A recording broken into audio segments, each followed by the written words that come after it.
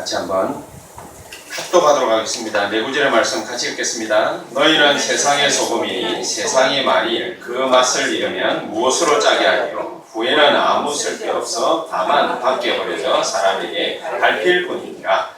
너희는 세상의 빛이라. 산 위에 있는 동네가 숨겨지지 못할 것이요 사람이 등불을 켜서 말 아래 두지 아니하고 등경 위에 두나니 이러므로 집안 모든 사람에게 빛이 드니라. 이같이 너희 빛이 사람 앞에 비치게 하여 그들로 너희 착한 행실을 보고 하늘에 계신 너희 아버지께 영광을 돌리게 하라. 아멘. 세상의 빛과 소금으로서의 삶이라는 제목으로 우리 강승식 목사님, 일본 복음교회 우리 담임 목사님 계신데 우리 같이 말씀 듣도록 하겠습니다.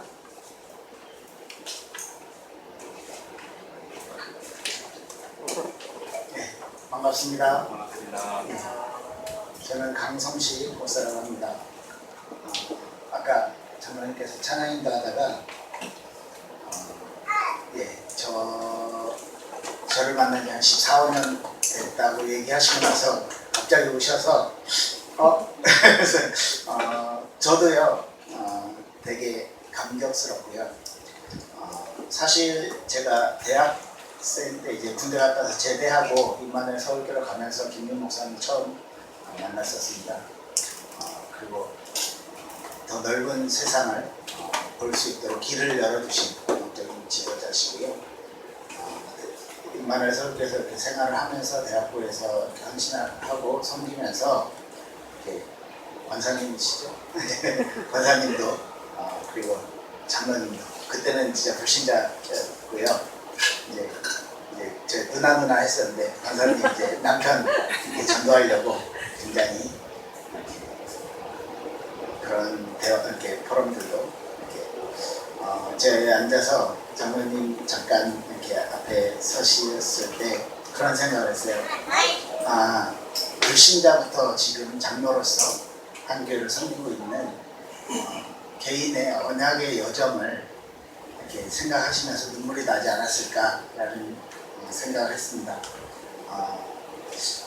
저 개인적으로는 신학을 하고 목회자가 되고 싶은 그런 은혜들을 하나님이 어렸을 때부터 주셨는데요. 그냥 마냥 복음이 좋았고 하나님이 너무 좋았고요. 하나님 안에서 복음 안에서 사는 것 자체가 너무 좋았고요. 청소년 때 복음을 깨닫고 진짜 세계 복음화라는 비전을 김윤 목사님과 함께 대학생 때 나누고 품게 되었고요. 목사님 때문에 일본에도 가게 됐고 본인은 다시 도망쳐 나오시고 저만 말뚝밖에 만드시고요. 지금 일본 간 지는 한 12년 정도 됐습니다. 올해 원단 메시지를 통해서 예틀을 벗고 새 틀을 가질 언약의 말씀을 가지고요. 저희 교회에 이 말씀을 적용하려고 많은 기도 묵상하면서 이제 빛과 소금에 대한 말씀을 가지고 산상수훈을 같이 나누게 됐는데요. 그렇습니다. 오늘 본문에 너희는 세상의 소금이라고 말했어요. 소금이 그 맛을 잃으면 무엇으로 짜게 하리요? 후에는 아무 쓸데없어서 다만 밖에 버려져 사람들에게 밟힐 뿐이니라. 크리스찬으로서 소금의 삶은 어떤 삶일까요? 저와 여러분들이 소금의 맛이 없으면 그 소금은 이미 쓸모없는 겁니다. 크리스찬이 말 그대로 크리스찬인데요. 그리스도인인데요. 그리스도에 대한 이 복음이 없이 살아간다면 맛을 잃은 소금과 같이 불신자들에게 무시당하고 불신자들에게 짓밟히는 삶을 살게 되는 겁니다. 저와 여러분들이 소금으로서 살아가려면 이 세상의 소금으로서 살아가려면 그리스도의 복음, 그 복음에 우리가 푹 잠겨져 있고 복음 안으로 깊이 들어가야만 하는 것이라고 생각합니다. 그리고 14절에 보면요. 너희는 세상의 빛이라 산 위에 있는 동네가 숨겨지지 못할 것이라 그랬어요. 캄캄함이 짙을수록 작은 불빛도요 멀리서도 발견하기 쉬워집니다. 우리가 가진 이 복음은요, 빛과 같아서 어디에 있든지 이 세상의 어두움이 타락된 세상과 하나님의 능력이, 하나님의 그런 진리가 보여지지 않는 것 같이 가려져 있는, 어두움과 흑암문에 가려져 있는 이 세상 속에서 우리가 가진 복음, 그 복음 가지고 내 현장에서 그 복음 누리고 있는 저와 여러분들을 통해서요, 하나님께서는요 그 작은 빛을 보고 세상이 살아날 수 있도록 이 세상의 빛을, 어두운 이곳에 빛을 비추는 사명을 감당하게 하실 것입니다. 빛은요 가리려고 해도 가려지지 않아요. 저와 여러분들이 가진 이 복음, 저와 여러분들이 누리는 이 복음은요, 이 그리스도의 그 비밀은요, 우리가 가리려고 해도, 아무리 감추려고 해도요 드러나게 돼 있습니다. 그런 의미로 오늘 함께 빛과 소금에 대한 삶을 어떻게 살아가면 좋을지, 어떻게 하면 단순히 소금의 맛뿐만 아니고요, 소금은 이렇게 정화시키는, 그죠? 생선이 예전에 냉장고가 없을 때 생선을 소금에 절여서 장기 보관을 합니다. 그리고 산에 있는 사람들, 산에 사는 사람들도 생선을 먹을 수 있도록 자반고등어 있잖아요. 소금으로 간을 해서 썩지 않도록 도와주는, 이 세상의 흑암의 문화 때문에 썩어가고 있는 이 세상을 정화시키는 소금으로서, 그리고요 어두운 이 현장을 밝히는 그런 빛으로서 살아가는 저와 여러분들, 하나님의 자녀, 복음 가진 주의 백성들 되시길 정말 축복드립니다. 제가 아는 이렇게 호주에서 온 친구가 있는데, 이 친구가 평화라는 주제를 가지고 대학원 공부를 하는 친구인데, 어느 날 이제 저에게 한번 질문을 하더라고요. 이스라엘 백성들이 가나안 땅을 정복하는데 하나님은 모든 가나안에 살고 있는 7족속과 31명의 왕을 다 죽이고 가축도 죽이고 그리고 그곳을 정복하라고 했는데, 지금 이 시대에 우리가 복음 전했는데 복음 안 받으면 죽이거나 할 수는 없지 않냐, 그 부분에 대해서 어떻게 생각하냐 라고 저에게 질문을 했어요. 어떤 이렇게 미리 질문한 것도 아니고 만나서 대화하는 중이고, 제가 잠깐 생각을 하고 그렇게 이렇게 대답을 했습니다. 하나님께서 가나안 땅에서 모든 민족들을, 그 가나안에 미리 살고 있었던 민족들을 죽이고 그 가나안 땅을 정복하도록 명령하셨던 이유는, 그 가나안 땅에 앞으로 메시아를 보내실 것이기 때문에, 그 복음을 주실 그 땅에 우상의 잔재들, 그리고 하나님을 모르는, 하나님의 역사를 방해하는 모든 요소들을 제거하기 위해서 그렇게 하신 것이다. 그렇다면 지금 우리에게 적용을 했을 때, 이 세상에 아무리 흑암의 세력과 그 흑암의 문화와 흑암 경제, 흑암 정치 때문에 썩어가고 있는 이 세상에서 크리스찬이 순수한 복음을 유지하고 이 복음을 전하는, 그것이 지금 우리로서는 잡아야 될 것이라고, 가나안을 정복하는 이스라엘 백성들과 그 백성들의 그 마음을 가지고 우리 또한 순수한 복음을 유지하려는 영적인 싸움을, 영적인 전쟁을 해야 되지 않겠냐, 이런 얘기들을 했었거든요. 그렇습니다. 우리가 살고 있는 이 세상이 사실은요 쉽진 않아요. 그죠? 여러분들 사회생활 하시면서 여러분들이 만나고 있는 그 만남 속에서, 그리고 우리가 또 우리 아이들이 살아가야 될 이 세상이 그렇게 넉넉하지만은 않습니다. 그렇기 때문에 우리에게 정말로 소금으로서, 빛으로서의 사명을 감당하라고 하나님께서, 예수님께서 직접 제자들과 무리들에게 말씀을 주신 말씀이 오늘 마태복음 5장의 말씀인데요. 그리스도의 비밀을 정확히 아는 것을 통해서 빛과 소금의 역할을 제대로 감당할 수 있습니다. 예수님께서 모든 십자가의 사건을 마치시고요, 3일 만에 부활하셨어요. 부활하신 그분이 40일 동안 제자들과 함께 계시면서 중요한 언약을 전달하셨는데, 그 언약이 사도행전 1장 1절에서 11절까지 말씀이 나왔습니다. 그 속에서요, 예수가 그리스도 되셔서 하나님께서 범죄한 인간에게 처음부터 주셨던 그 복음, 여인의 후손으로서의 그 복음을 붙잡고 승리할 수밖에 없도록, 그 복음을 붙잡는 모든 사람에겐 하나님께서 하나님의 성령으로 보호하시고 인도하시고, 그 언약 잡은 한 사람을 통해서 한 시대와 한 지역과 한 나라를 살릴 정도로 응답을 주셨다. 그 언약의 복음, 사도행전 1장 1절에 그리스도의 복음입니다. 그 복음을 그리스도께서 직접 완성하셨다라는 약속을 주셨어요. 이미 2000년 전에 그리스도의 십자가와 부활로 저와 여러분들을 향한 하나님의 소원, 구원받고 하나님과 함께 있고 하나님과 원네스 되어지는 그 은혜를요, 이미 우리에게 완성시키셨어요. 그리고 예수님이 제자들에게 약속하신 것이 1장 3절이에요. 그렇다면 복음 가지고 있다면, 너희들에게 하나님의 구원이 임했다면 그럼 하나님의 나라를 누려라. 어떻게 하나님의 나라를 누리냐? 죽어서 천국 가는 그 하나님의 나라, 그것만 말고요. 저는 어렸을 때 예수 믿고 천국 가세요 이렇게 복음을 전했던 것 같아요. 전도를.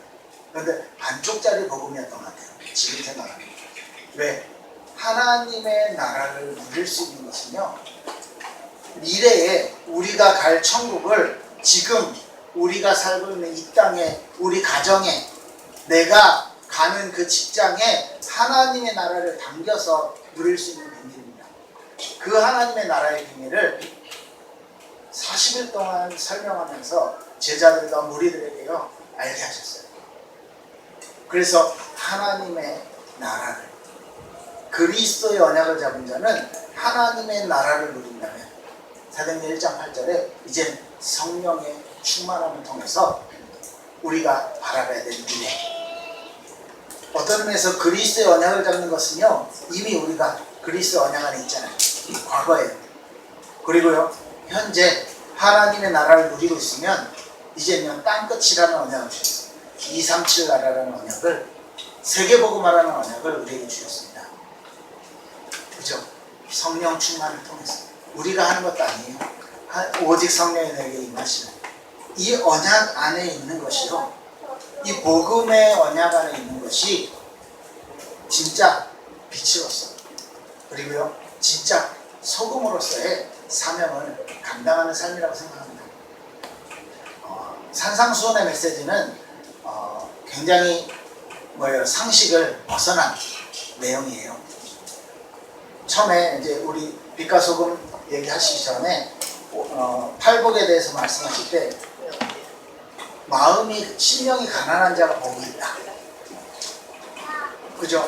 긍휼히 여기는 자가 복이 있고 마음이 청결한 자가 복이 있다. 이런 말씀들이요, 우리 삶 가운데 어떻게 내 욕심을 찾는 자가 내 욕심대로 끌어당기는 자가 많은 것을 얻는다라고 세상 상식은 그렇게 말하는데, 그거 아니라 하나님의 나라의 복은 틀리다라고 말씀하시고요. 살인하면 천국에 가지 못하는데, 이 바리새인들에게 던지는 말씀으로요, 친구를 미워하고 다른 사람을 미워하는 것조차 살인한 것이다. 그러면 넌 천국에 못 가. 바리새인들에게요, 담대하게 예수님이 선포하신 거예요.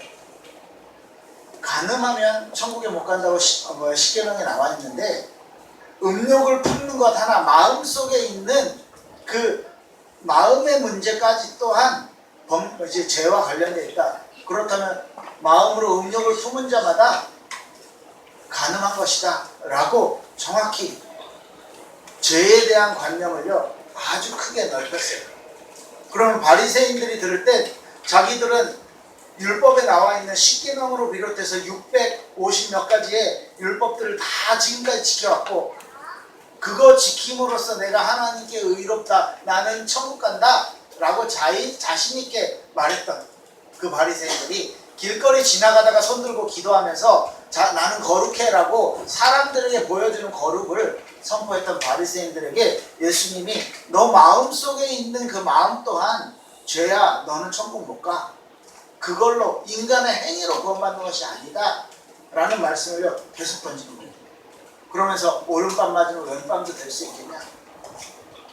그 당시에 오리를 걸어가자 그러면 십리 걸어가져라 이 말이 뭐냐면 로마 병정들이요, 로마에 속국되어 있는 그 나라에서 로마 군인들이 뭔가 이렇게 짐을 지고 이동을 할 때 지나가는 사람 아무나 로마의 속국이기 때문에 이 짐을 지고 오리 동안, 그러니까 오리 정도, 지금은 한 2km 정도죠, 한 2-30분 정도의 거리를 누구에게나 이게 내 짐을 대신 지어서 같이 동행하게 할 수 있는 권리가 있었어요. 자기 나라 속국이기 때문에. 그럼 오리를 걸어가자고 하면 십리도 가져라, 속옷을 달라고 하면 겉옷도 줘라 라고 했던 부분들은요, 인간의 상식선에서 이 정도면 되겠지, 우리가 가진 세상을 살아가면서 불신자들이 가지고 있는 상식과 불신자들이 말하고 있는 그 지식적인 그리고 전통적으로 내려왔던 많은 것들을 전부 다 깨부수고 그것 아니야 라는 거죠. 예틀을 계속 고집하고 있어요.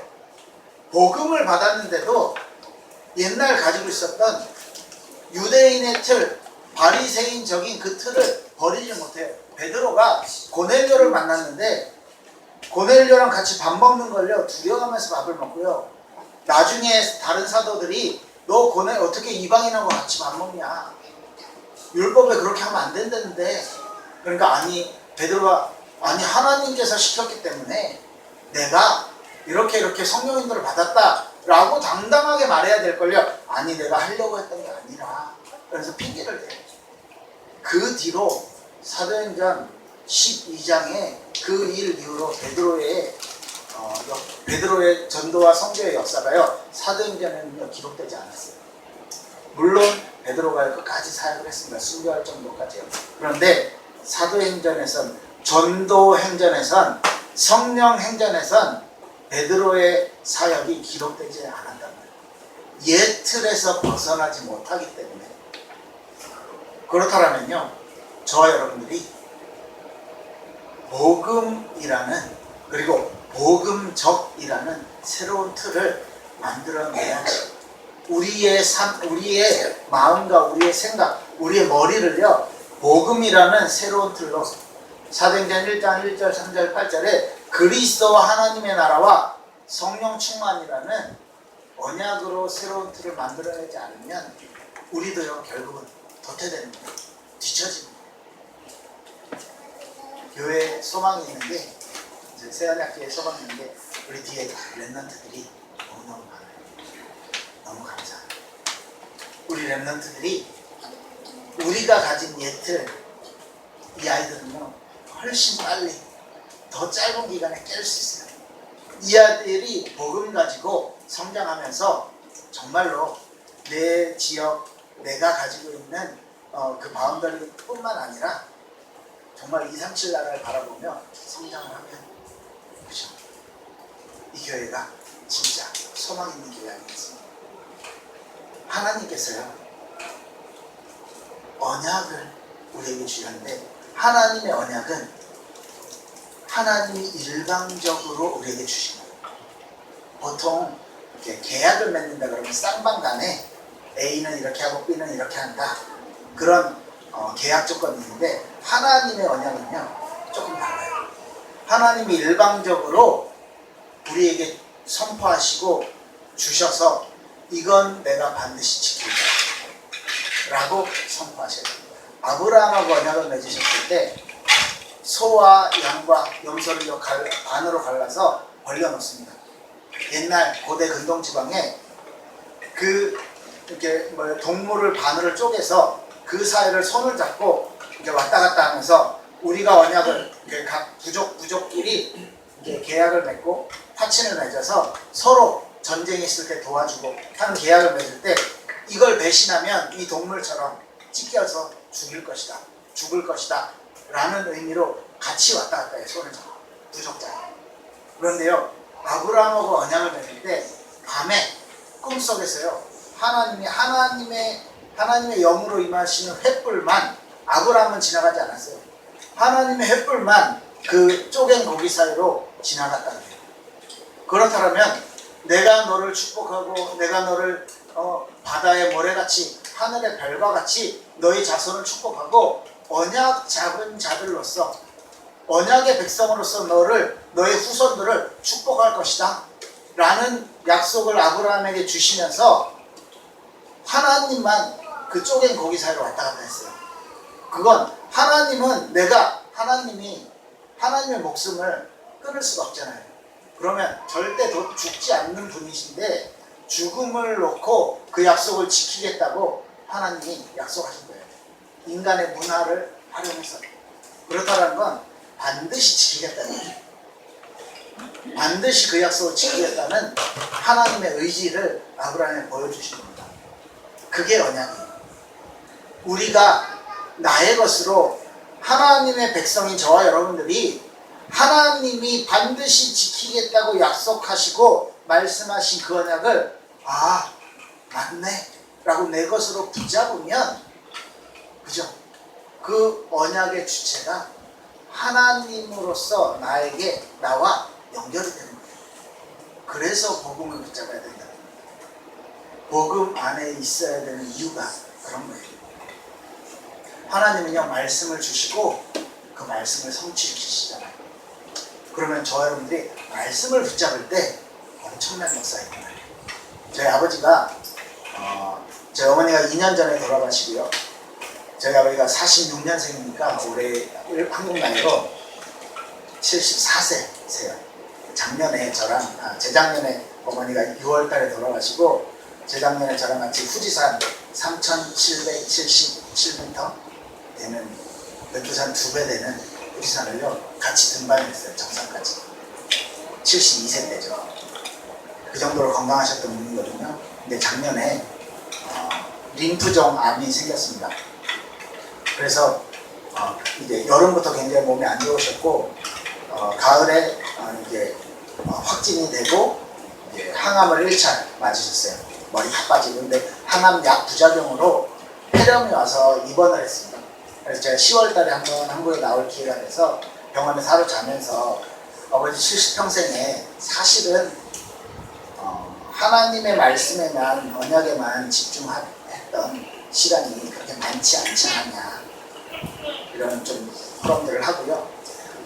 이번 기회에 병을 가지고 갈급한 마음을 가지고 하나님 앞에 정말로 매달리는 말씀 속으로 깊이 들어가는 그런 응답을 좀 받아보면 좋겠다. 나도 일본 가서 계속 기도하겠습니다. 이런 대화를 나누고 저는 이제 하룻밤밖에 같이 못 있고요. 들어갔어요. 근데 목사님께서 진짜 하나님의 시간표죠. 목사님께서 용인 사실 때잖아요. 저희 아버지 댁이 강서인데 예언교회였는데 거기까지 이제 사역을 가주신 거예요. 다락방 사역을. 그래서 함께 말씀 잡고 같이 기도하고 실제로 한 2달 정도 가주셨죠. 이제 2달 정도 사역을 해주시는 동안에 하나님께서 진짜 새로운 은혜를 주셨어요. 1월 달에 이제 정기 검사를 하는데 이제 체력이 너무 약해져 있으니까 항암 1차밖에 못하고 원래 6차까지 계획이 돼 있었는데 이제 그 항암을 또 할 수 있는 그런 검사를 했어요. 1월 달에. 근데 결과가 암 수치가 낮아져서 그동안 두 달도 안 되는 기간 말씀에 집중하고 호흡하면서 정말로 하나님만 바라봤는데 암 수치가 낮아서 항암 안 해도 된다. 그게 1월 달에 3개월마다 검사를 갔잖아요. 4월 달에도 똑같이 안 해도 된다. 3개월 후에 오세요. 그래서 이제 7월 달에 또 했어요. 그리고 지난주에 검사 결과가 나왔는데 이제는 3개월 단계 6개월 후에 오세요. 그랬어요. 그러니까 말씀에 제가 뭐 이렇게 병 났습니다 이간질 하는 게 아니고 한 인생이 정말로 내 인생을 돌아보면서 한 사람이 언약 가진 자가 지금까지 없었던 말씀에 집중하는 시간, 하나님만 진짜 깊이 바라보는 시간, 그거 가졌는데요. 몸에도 질병에도 영향이 가요. 사실 하나님께서요 질병이 낫는 증거 안 주셔도 상관없어요. 왜? 그 인생이 저희 아버지 인생이 장로로서 지금까지 살아왔지만 그 인생을 통해서 하나님을 이렇게 깊이 바라보고 하나님께만 매달렸던 시간이 그만큼 없었다는 거죠. 그렇다면 저와 여러분들이 아프시기 전에 정말로 하나님 바라보신다면, 정말로 복음 안에 들어가신다면, 그죠? 하나님께서 여러분들을 사용해서 정말로 237 나라, 세계 복음 하나님, 우리 지역을 살리고, 그죠? 이 민족을 살리고 세계를 살리는 은혜까지 하나님이 허락하실 겁니다. 네. 저희 교회가 개척한 지 10년이 넘었어요. 6월 달에 10년이 됐어요. 제가 개척하고 얼마 있다 목사님 이제 한국 들어오시고 혼자 좀 고생을 많이 했습니다. 진짜 여기저기 얻어 터지고요. 제가 지금 몇 년 전부터 깨달음을 하나님이 주시는데 왜 제가 그렇게 고생을 하고 얻어 터졌을까? 라는 부분에 답을 얻은 건요. 네가 가지고 있는 네 머릿속에 있는 예틀이죠. 제가 가지고 있는 한국교회에서 봐왔던 그 교회의 성장을 그림 그리고 기도하고 일본에서 그러고 있었던 거예요. 그래서 그거 아니야 라는 사인을 하나님이 여러 각도로 저한테 주신 거였죠. 그래서 지금은요 저희 교회는 교회가 커지고 많은 성도들이 모이고 하나님 뭐 보내주시면 감사한데 그게 목표가 아니고 일본 전국에 정말로 한두 명이 모이더라도 복음 가지고 후대 살리는 이 전도운동하는 RUTC를 100군데 만들자. 이게 저희 교회 기도 제목이에요.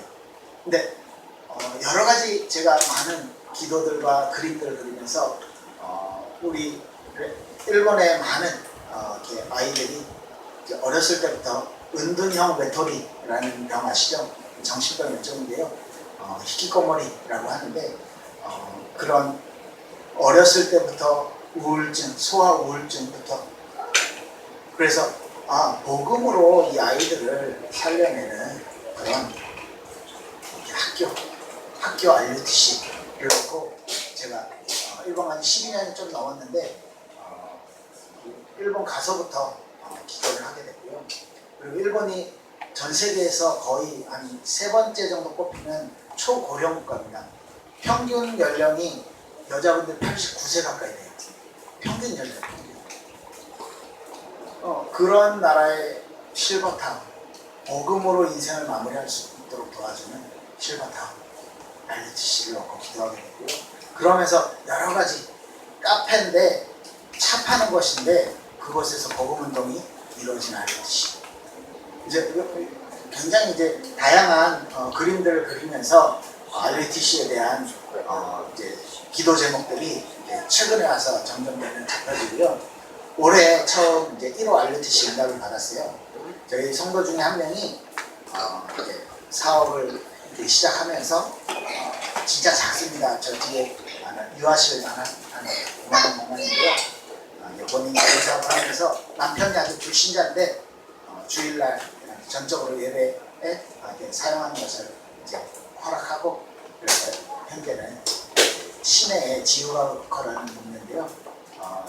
이제 서울로 말하면 이렇게 청담동쯤 되는 꽤 이렇게 많은 젊은이들이 많이 모이는 그런 곳인데 그곳에서 지금 이제 5월달부터 예배를 드렸어요. 근데 이분이 RUTC 응답받은 이게 흐름을 제가 보니까 이분이 불신자, 이게 한국 분인데 일본 불신자, 완전 불신자 가정에 결혼을 9년 전에 해서 들어왔어요.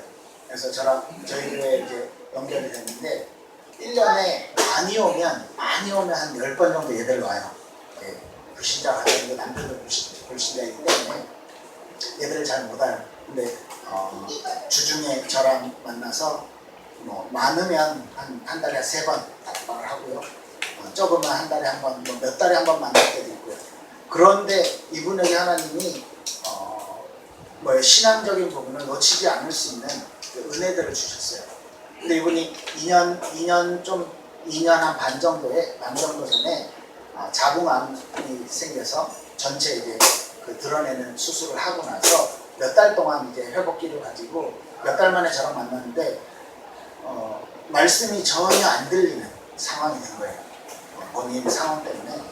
그래서 이렇게 요새 유튜브에 말씀이 많으니까 유튜브를 틀어놔도 한 귀로 들어왔다 한 귀로 나가고, 그래서 영적인 힘이 없다.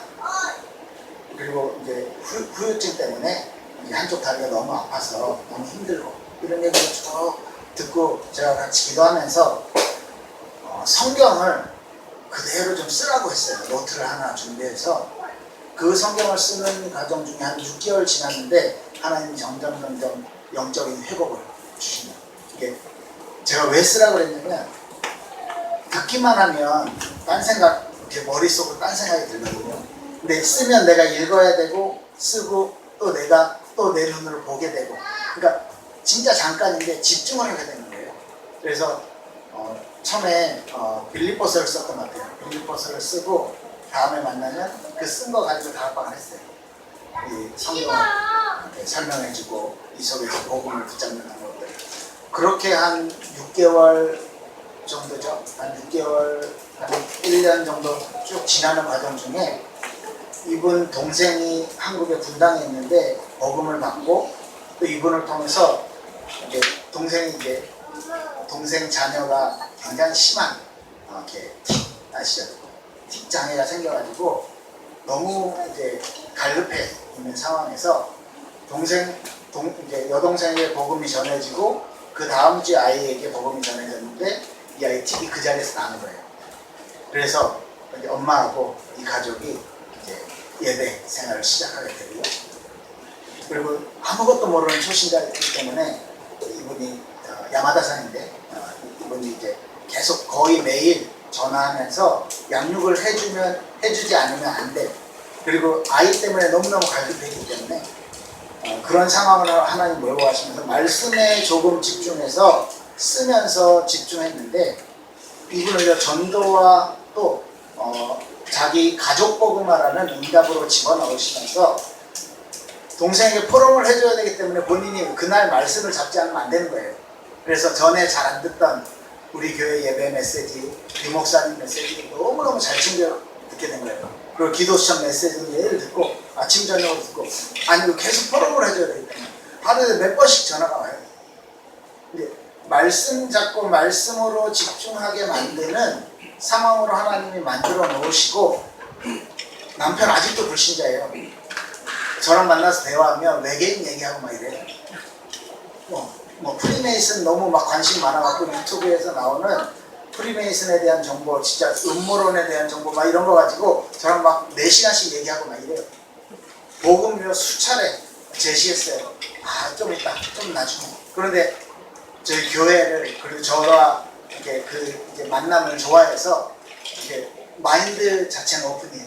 그런데 남편도 아직도 불신자인데도 이분이 가장 먼저 응답받고 알렸듯이 본인 사업체를 통해서, 그래요. 지금 그 사업을 시작하게 된 원인을 자기가 모르겠대요. 한 반년 좀 넘었는데 왜 이걸 시작했지 모르겠대요. 그래서 제가 얘기했어요. 하나님이 알렸듯이 하라고. 아멘 하더라고요. 하나님이요, 한 인생을 놓고 불신자 가정에 외국인으로서 시집가 있는 이 사람의 인생을 두고 하나님께서 RUTC의 응답을 받을 수 있도록 말씀으로 몰고 가십니다. 여자로서 얼마나 그저 큰 힘든 수술을 했잖아요. 자궁을 다 드러내고 호르몬 약을 계속 먹어야 된다고 그러더라고요. 그 아픔을 겪고 하나님 말씀에 집중했는데 2년 만에 하나님이요, 우리 교회 전체 기도제는 예배도 잘 못 나오시는 분이에요. 1년에 한 2번, 3번 요새는 나왔었어요. 근데 본인 사업체 RUTC 하고 나서는 예배 안 나올 수가 없죠. 하나님이 예배 속으로 집어넣으시고 말씀 붙잡고 말씀에 집중하게 만드시면서 하나님이요, 교회가 더 든든히 되어질 수 있는 응답을 주십니다. 여러분들 복음 하나 그냥 가볍게 뭐 복음 전하는데 매일 목사님이 복음 선포하시기 때문에 그리스도가 너무 가볍게 들려지진 않습니다. 안디옥 교회는 그리스도인이라고 최초로 이렇게 부름을 받았을 때, 불림을 불신자들에게 받았을 때 모든 그 주변에 불신자들에게 인정받았어요. 아, 저 사람들은 그리스도인답다. 그래서 그리스도인이라고 처음 불려졌대요. 그 그리스도, 크리스찬이라는 그 단어 안에 작은 그리스도라는 뜻이 있답니다. 저와 여러분들을 보고요, 불신자가 그리스도를 바라보는 거예요. 내 모습에서 내가 살아가는 이 삶을 통해서 불신자들이요, 그리스도를 보게 돼 복음을 알게 된다는 얘기예요. 그러면 저와 여러분들이 빛으로서 소금으로서의 삶, 내가 지금까지 경험했던 거 좀 내려놓고요. 바리새인들이 전통을 그렇게 중요시했는데 그거 아니야 라고 예수님이요 산상수훈을 통해서 말씀을 주셔요. 예틀 내려놓고 말씀에 집중했는데, 하나님의 언약에 집중했는데, 그 언약의 가장 중요한 핵심 안에 그리스도의 복음에 집중했는데 하나님이요 인생을 바꾸고요, 그 사람을 통해서 교회에 영향을 주고요, 그 사람을 통해서 가정의 영향, 가문의 영향을 주고요, 이런 응답들이 계속 일어나고 있습니다. 사실은 저희 교회는 이제 한 10명 모여 있어요. 개최한 지 10년 돼서 10명이에요. 그런데요, 우리 교회가 바라보고 있는 비전은 진짜 세계복음화를 위한 일본 안에 알레트시 100군데 넘어. 많은 사역들이 중요하지 않습니다. 여러분들 한 명이요 복음 안에 깊이 들어가는 것입니다. 그래서 복음과 말씀, 예배를 통해서, 기도를 통해서 여기에 들어가고 여기에 집중할 수 있는 새 틀을 가지신다면 하나님께서 여러분들 가정에서, 여러분들 직장 현장에서, 여러분들 만난 그 만남 육아 현장에서 하나님께서요 빛으로서 소금으로서 살아가는 삶을 하나님이 이끌어 주실 것입니다. 그래서 그런 응답들이 여러분들 세원학교의 모든 성도님들, 중직자들, 그리고 우리 렘넌트들의 모든 한 명 한 명 하나님의 자녀들에게 넘쳐나기를 예수 그리스도로 축복합니다. 기도하겠습니다. 살아계신 하나님께 감사를 드립니다. 우리에게 주신 이 그리스도의 복음이 가치 있게 누려지게 하시고, 우리의 예틀이 아닌 복음과 언약의 그리스도의 능력의 새 틀이 우리 안에 갖춰지고 만들어져 나갈 수 있도록 하나님 축복하여 주시옵소서. 우리의 인생을 이끌어 주셔서 빛으로서 소금으로서 살아가는 인생의 참된 의미를 발견하여 237 나라 살리는 새 언약 가진 이 교회가 렘넌트를 살리며 또 복음운동에 가장 앞장서서 지역과 수도권과 전 세계에 대한 언약을 품고 응답받는 교회 되게 축복하여 주시옵소서. 그 속에 모든 성도님들, 중직자들, 렘넌트들, 그리고 목사님과 그 가정이 이 교회 위에 하나님 넘치는 은혜와 축복 허락하옵소서. 예수 그리스도 이름으로 기도합니다. 아멘.